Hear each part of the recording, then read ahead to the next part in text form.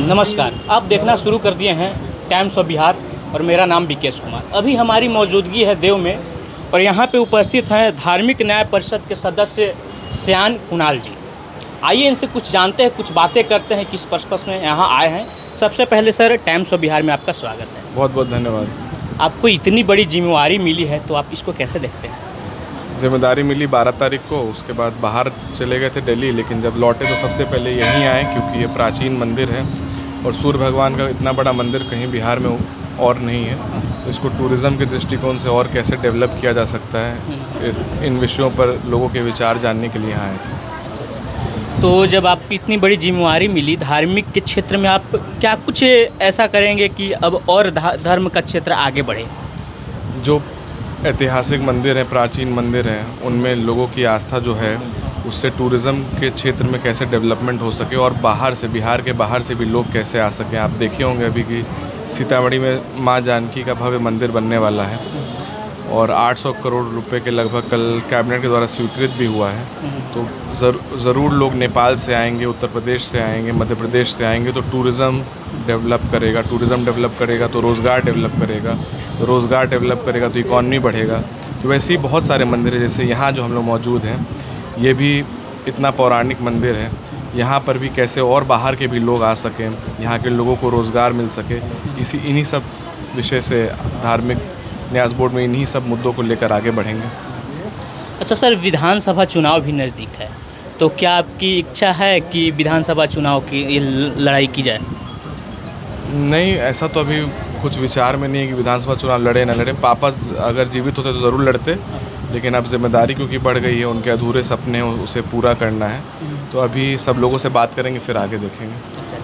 देव जो सूर्य मंदिर है, इसको लेकर क्या कुछ कहिएगा? और यहाँ पे और आगे के क्षेत्र में यहाँ पे और विकास हो, इसके क्षेत्र में क्या कुछ कहिएगा? कॉरिडोर बनने की बात इन लोगों ने बताई कि यहाँ कॉरिडोर बनेगा। जैसे आप देखोगे काशी विश्वनाथ में जैसे कॉरिडोर बना, कितना सुचारू ढंग से मंदिर की व्यवस्था हो गई।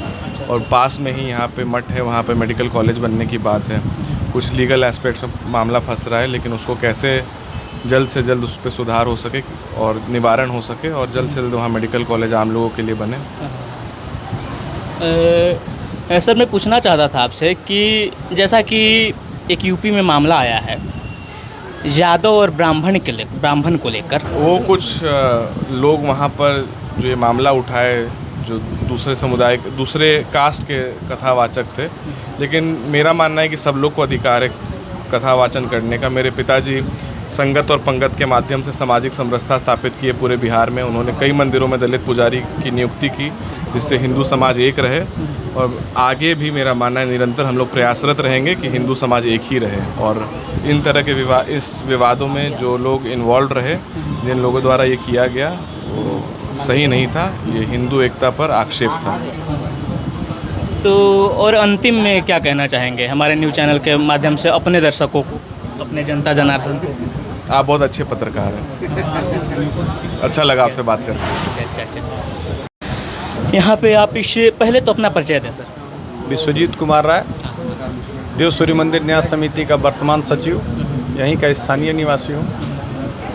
क्या किस बात को लेकर यहाँ पे सर की उपस्थिति हुई और क्या कुछ आप लोगों की जानकारी?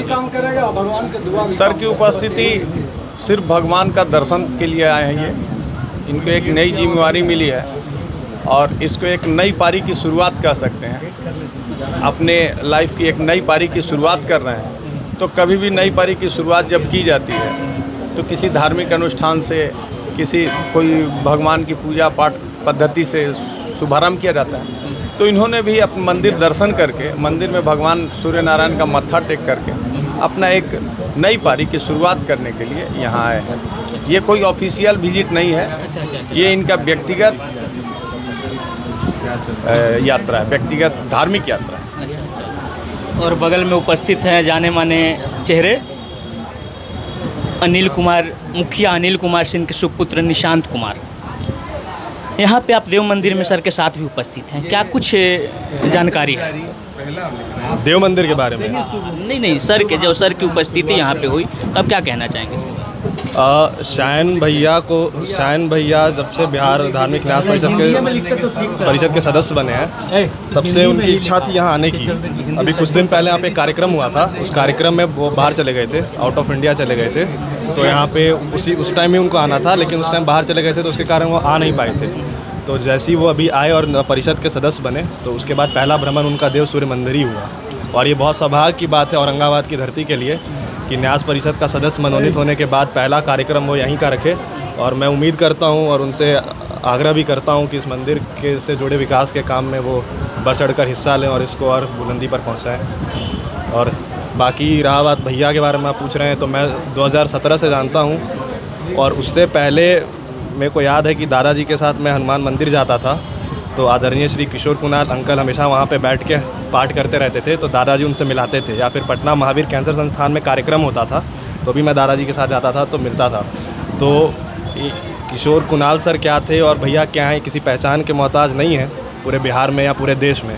अभी हाल में पद्मश्री से उन्हें सम्मानित किया गया, पूरे बिहार के लिए गर्व की बात है, हम सब के लिए गर्व की बात है। और हम सब व्यक्तिगत रूप से जुड़े हैं तो हम सब का सीना और चौड़ा हो जाता है कि हम सब जिनके साथ उठते बैठते हैं, जो हमारे जिनके हम इतने करीब हैं, उन्हें इतना बड़ा सम्मान संपूर्ण विश्व और देश से मिल रहा है। खुद प्रधानमंत्री हाथ मिला रहे हैं आके, तो बहुत बड़ी बात है ये। और औरंगाबाद आए हैं, मैं बहुत आभार व्यक्त करता हूँ। चलिए बहुत बहुत धन्यवाद। धन्यवाद।